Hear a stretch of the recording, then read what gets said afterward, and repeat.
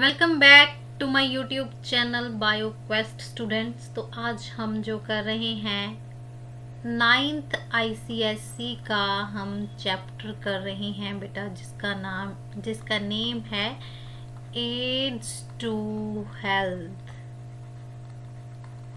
तो ads to health में हम इम्यूनिटी के बारे में देखेंगे, कैसी है और कैसे हम इसे अटेन कर सकते हैं। ये सब मेथड हम इस चैप्टर में देखते हैं। तो let's start. First of all, what is immunity. सबसे पहले हमें ये पता होना चाहिए कि इम्यूनिटी होती क्या है। तो immunity is the body's ability to fight and resist diseases. हमारी बॉडी की बीमारियों के साथ लड़ने की और बीमारियों को रोकने की क्षमता को हम इम्यूनिटी बोलते हैं। जिसकी इम्यूनिटी स्ट्रांग होगी, ठीक है, जिसकी इम्यूनिटी स्ट्रांग होगी उससे कोई बैक्टीरियल, वायरस या फंगल इन्फेक्शन नहीं होगी। जितनी ज़्यादा इम्यूनिटी उतनी हम में डिजीज रेजिस्टेंट होगी। दो इम्पॉर्टेंट टर्म की रेजिस्टेंस क्या होती है और ससेप्टेबिलिटी क्या होती है। रेजिस्टेंस होता है बेटा रोकना। रेजिस्टेंस का मतलब क्या होता है? रोकना। एबिलिटी टू फाइट डिजीजेस के साथ फाइट करना और उन्हें रोकने को हम रेजिस्टेंस बोलते हैं। Susceptibility, tendency to get infected easily. जब हम बहुत जल्दी बीमार हो जाते हैं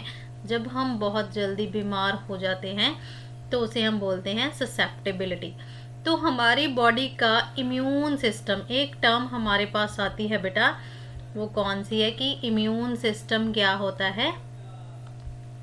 इम्यून सिस्टम हमारी बॉडी का डिफेंस मैकेनिज्म या डिफेंस मशीनरी होती है अगेंस्ट, इसका मतलब है infection.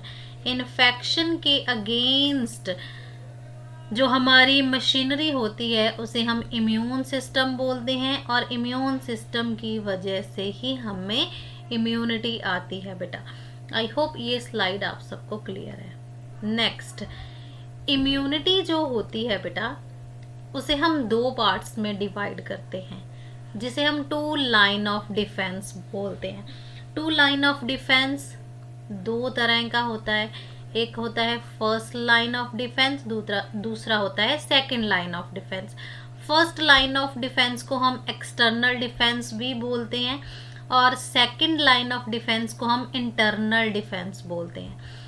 First line of defence non specific होता है, प्रिवेंट एंट्री ऑफ जर्म। इस नॉन स्पेसिफिक का यहाँ क्या मतलब है? नॉन स्पेसिफिक का मतलब है कि ये सभी जर्म्स के अगेंस्ट फाइट करेगा। इसका मतलब ये होता है कि ये डिस्क्रिमिनेशन नहीं करता। ये क्या नहीं करता? डिस्क्रिमिनेशन नहीं करेगा। कोई भी जर्म आएगा ना बेटा, उसे ये ख़त्म करने की कोशिश करेगा। ऐसा नहीं है कि ये किसी स्पेशल के लिए ही हो, ठीक है। ऑन द अदर हैंड, जो हमारा सेकंड लाइन ऑफ डिफेंस होता है वह act when germs enter the body. External defence में बाहर से अटैक को रोकते हैं, ठीक है। जब यही जर्म्स हमारे अंदर चले गए तब जो डिफेंस काम आता है उसे हम सेकंड लाइन ऑफ डिफेंस बोलते हैं। दोनों किसके लिए होते हैं? बीमारियों को रोकने के लिए और उनके साथ लड़ने के लिए। हमें हेल्दी रखने के लिए दोनों डिफेंस काम में आते हैं, ठीक है। ये भी हो गया बेटा। तो अब इनको थोड़ा सा डिटेल में देखते हैं कि एक्सटर्नल डिफेंस या फर्स्ट लाइन ऑफ डिफेंस क्या होता है। एक्सटर्नल डिफेंस में बेटा हमारे पास आ जाते हैं फिजिकल बैरियर और केमिकल बैरियर।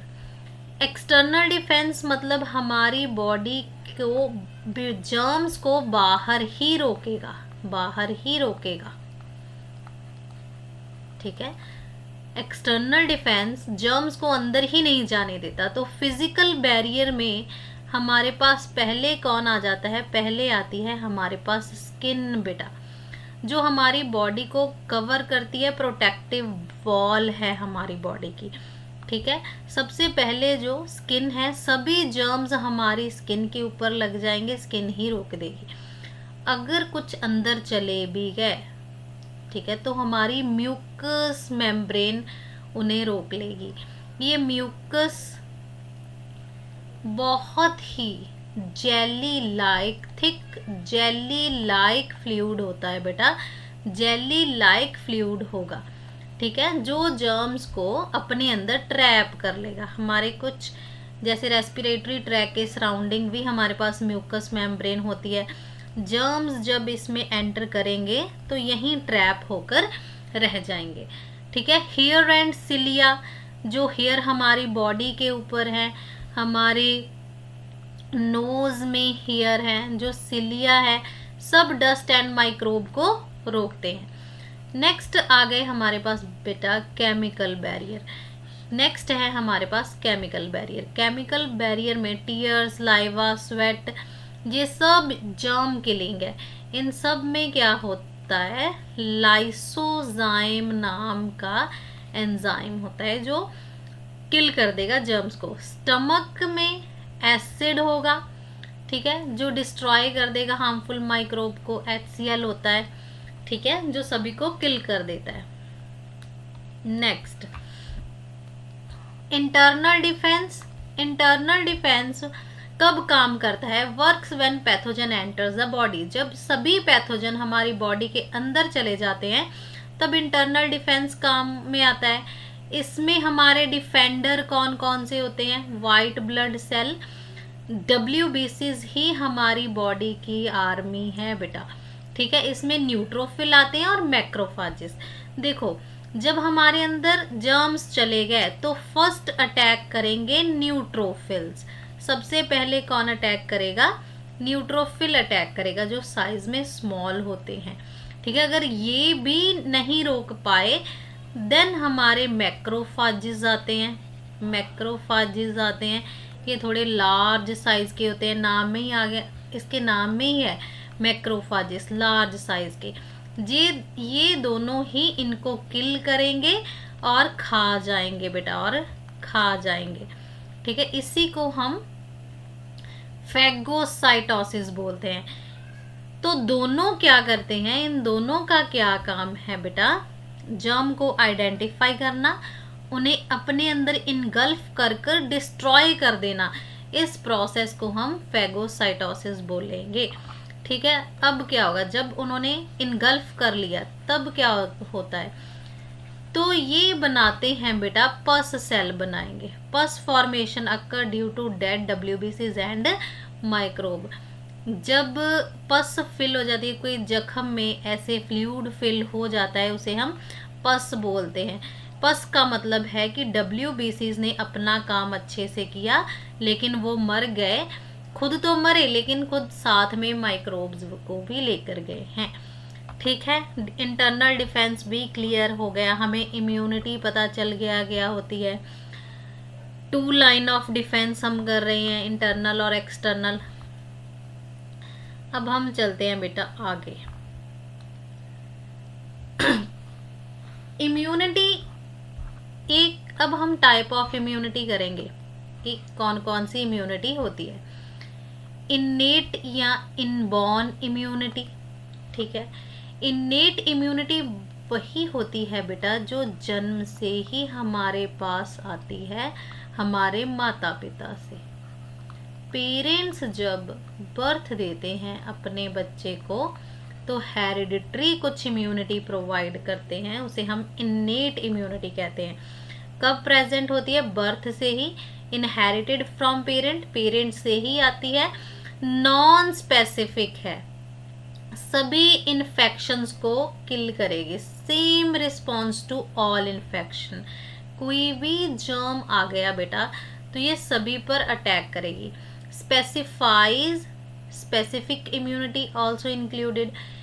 इसमें एक दोनों तरह की होती है, एक तो होती है नॉन स्पेसिफिक जो सबको सेम ट्रीट करेगी, एक होती है स्पेसिफिक जो कुछ को ही मारती है। जैसे कि हमारे पास humans are naturally immune to distempers. Dog से हमें एक इन्फेक्शन हो सकती है जिसे बोलते हैं डिस्टेम्पर, लेकिन डिस्टेम्पर के अगेंस्ट इम्यूनिटी हमें बर्थ से ही मिली है, हमें ये डिजीज़ नहीं होगी। ठीक है बेटा। अब आती है एक्वायर्ड इम्यूनिटी। एक्वायर्ड इम्यूनिटी कौन सी होती है? Acquire, develop during life time, ये हमारे जन्म के बाद हमें मिलती है। ठीक है, कब मिलती है? या तो हम किसी बीमारी की जो हमारे बचपन से हमें नहीं थी इम्यूनिटी, उसी बीमारी से हम अफेक्ट हो गए, हम बीमार हो गए, या फिर हमें वैक्सीनेट किया गया बिना बीमारी के, बिना बीमारी के ही जब हम वैक्सीनेट होते हैं या हमें कोई बीमारी हो जाती है, उसके बाद जो हम एक्वायर करते हैं उसे हम एक्वायर्ड इम्यूनिटी बोलते हैं। कि बहुत ही लॉन्ग लास्टिक होती है और स्पेसिफिक होती है। ठीक है, इसके भी दो टाइप होंगे, एक्टिव इम्यूनिटी, पैसिव इम्यूनिटी। ठीक है, जन्म के बाद मिली इम्यूनिटी को हम एक्वायर्ड इम्यूनिटी बोलते हैं और इसके दो टाइप होते हैं। आओ देखें कैसे। एक्वायर्ड इम्यूनिटी कौन सी होती है? Sorry, active immunity. Acquired immunity की दो टाइप हो गई, active and passive immunity. Active immunity, body produces its own antibodies. Body के अंदर ऑलरेडी रेडीमेड एंटीबॉडीज हैं, रेडीमेड एंटीबॉडीज हैं, प्रेजेंट हैं। ठीक है, और बहुत ही लॉन्ग लास्टिंग होगी। Naturally active immunity, artificial active immunity.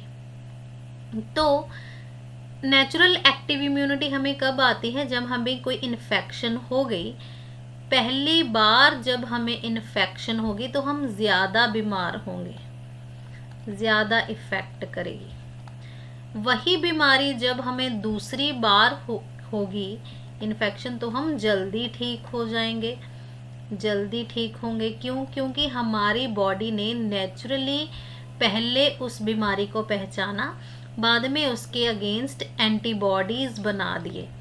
ठीक है, बाद में उस बीमारी के अगेंस्ट एंटीबॉडीज़ बना दिए अपने आप।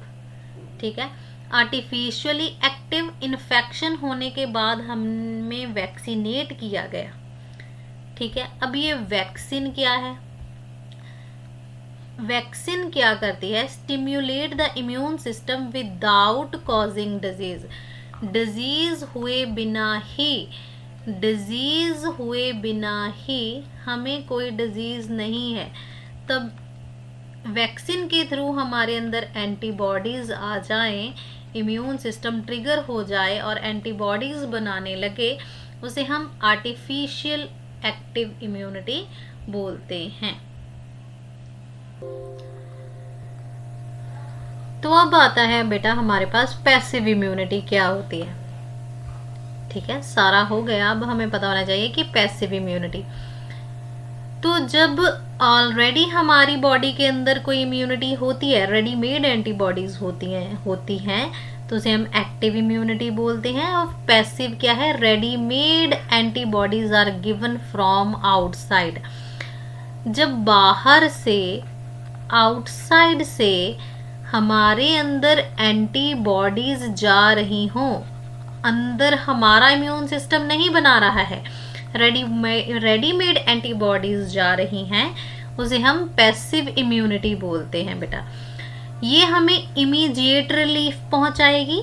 जो काम जितनी जल्दी होता है, इमीडिएट होता है, वो शॉर्ट टर्म का होता है। तो ऐसी प्रोटेक्शन कम समय के लिए होगी। ये भी दो तरह की होगी, नेचुरल और आर्टिफिशियल। नेचुरल इम्यूनिटी क्या होती है? जो बर्थ से ही हमें मिले। जब एक माँ से अपने बच्चे को प्लेसेंटा के थ्रू एंटीबॉडीज मिले, उसे हम नेचुरल पैसिव इम्यूनिटी बोलते हैं। बाहर से ही मिली है ना एक बच्चे को। आर्टिफिशियल एंटी सीरम्स, जब हम स्नेक बाइट के अगेंस्ट, टेटनस के अगेंस्ट ये बना बनाया होता है बेटा, इमीडिएट रिलीफ पहुंचाएगा हमें।